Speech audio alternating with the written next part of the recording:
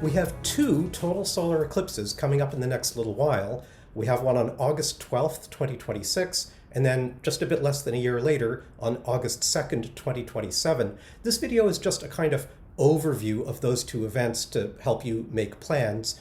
If you're new to solar eclipses, if you didn't see the one in 2017 and you didn't see the one in 2024, this is the t-shirt from the 2024 eclipse, then check out my previous video, the one about the 2024 eclipse. In that one, I talk more about the science, and I sort of talk about why solar eclipses are so exciting to begin with. But this video is just a kind of overview to help you plan for these two that are coming up. As you know, a solar eclipse happens when the moon lies directly between the sun and the Earth. The distances on this diagram are not to scale, but the bottom line is that the moon's shadow is cast on the Earth, and as the Earth rotates, the shadow sweeps across the Earth's surface, and that path is called the path of totality. And it's generally pretty narrow, on the order of 200 miles or 300 kilometers is typical, so only people within the path of totality get to see the total phase of the eclipse. So turning now to the solar eclipse of August 12th, 2026, the path of totality, actually it starts off the edge of this map. It starts at the northern edge of Siberia and sweeps across part of Greenland. And then, probably of more interest to people watching this video, it catches a part of Iceland and a part of Spain. It also catches a tiny bit of the northeast corner of Portugal. And then the moon's shadow heads into the Mediterranean, where it ends, because at that point the sun will have set.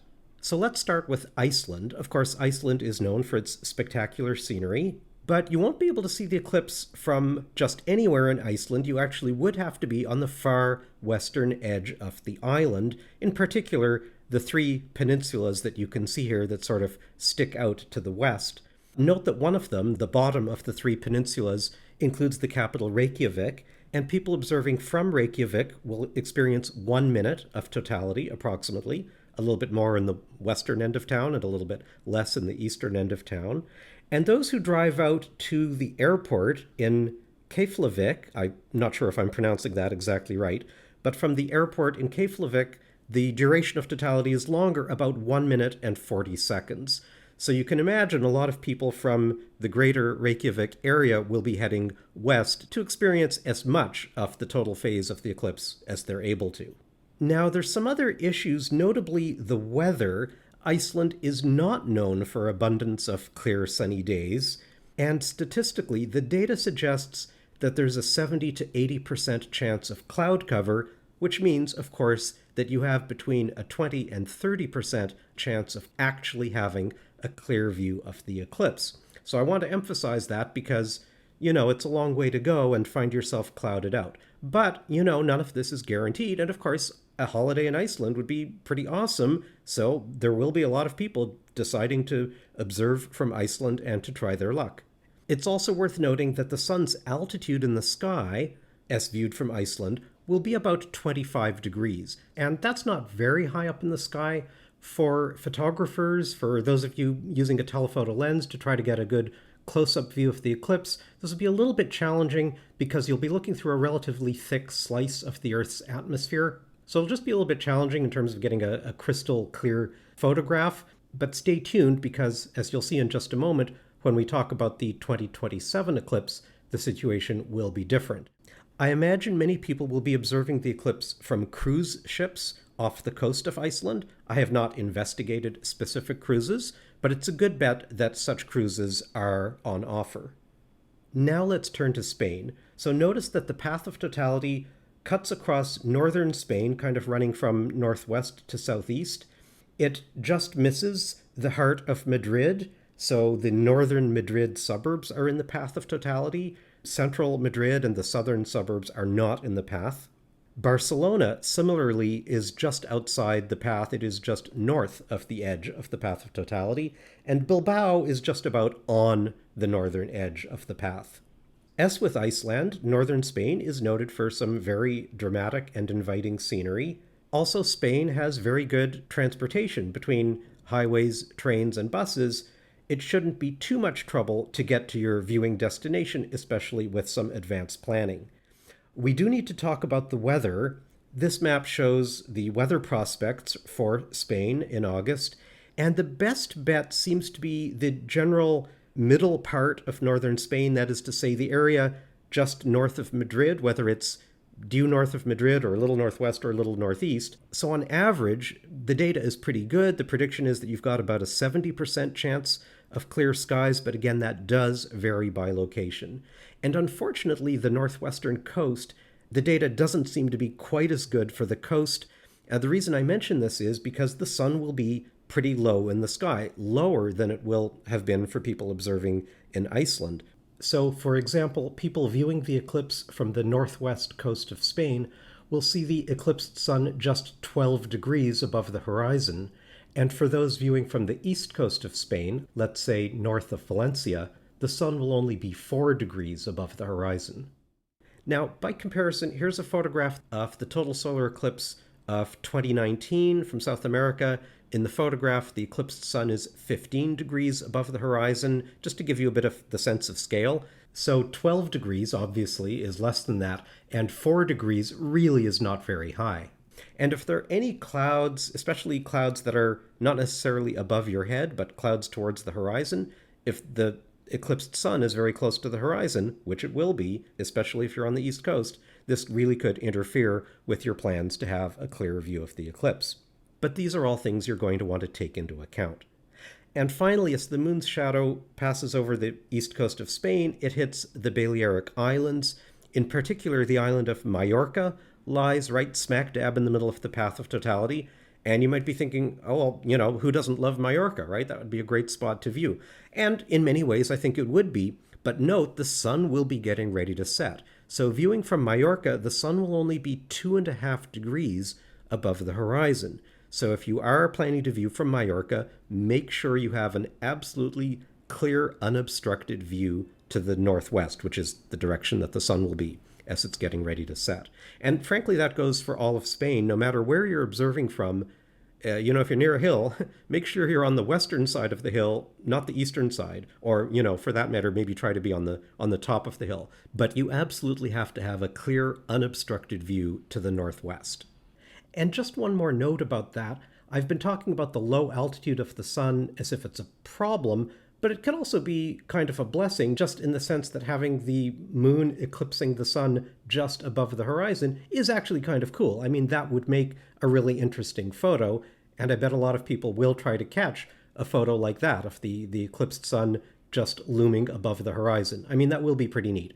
But just, again, bear in mind that you'll be looking through a thick layer of atmosphere, so the eclipse, it might be beautiful, but it will probably not be perfectly sharp and crystal clear. So just to recap, people viewing from Iceland will have the sun a little bit higher up in the sky, which is good, but unfortunately also a greater chance of clouds, which is bad.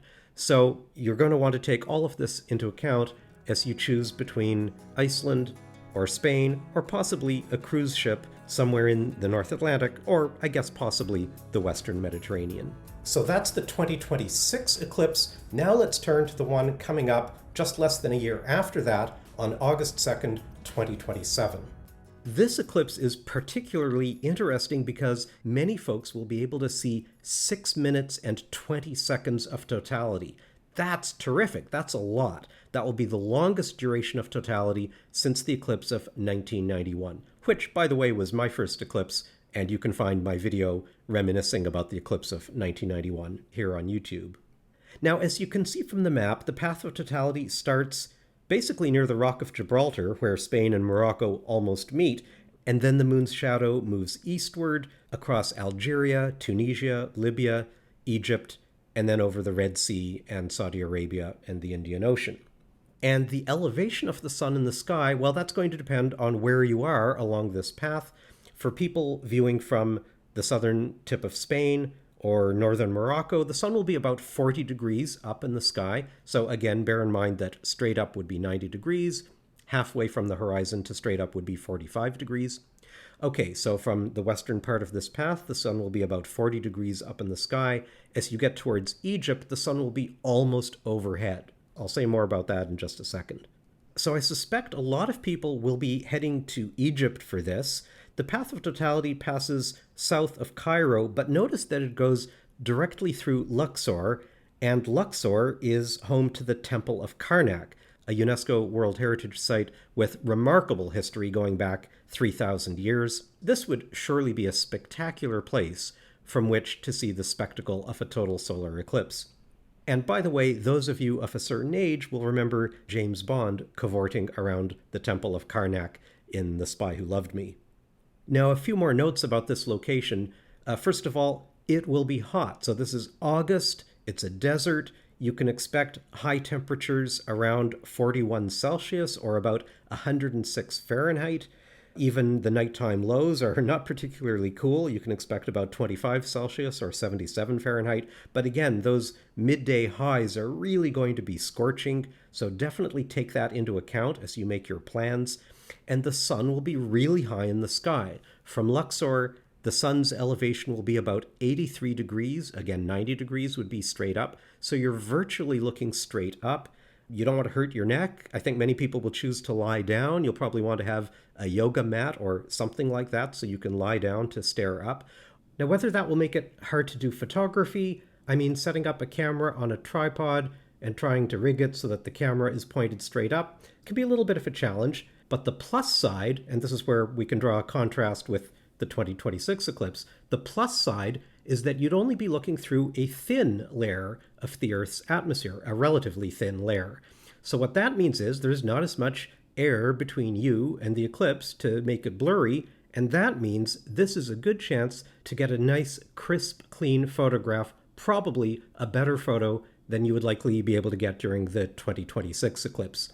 Having said all that, you don't have to take photographs during an eclipse, and I do always tell people there is nothing wrong with leaving the camera behind and just enjoying the actual spectacle of the event with your own eyes.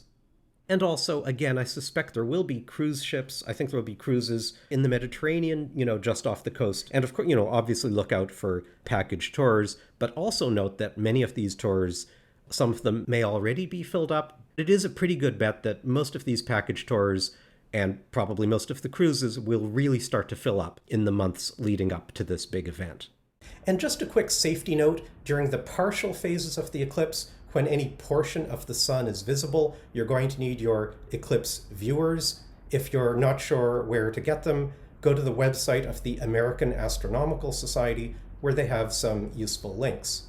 So that's basically it. Good luck to all of us. I hope we all have clear skies for these two upcoming events.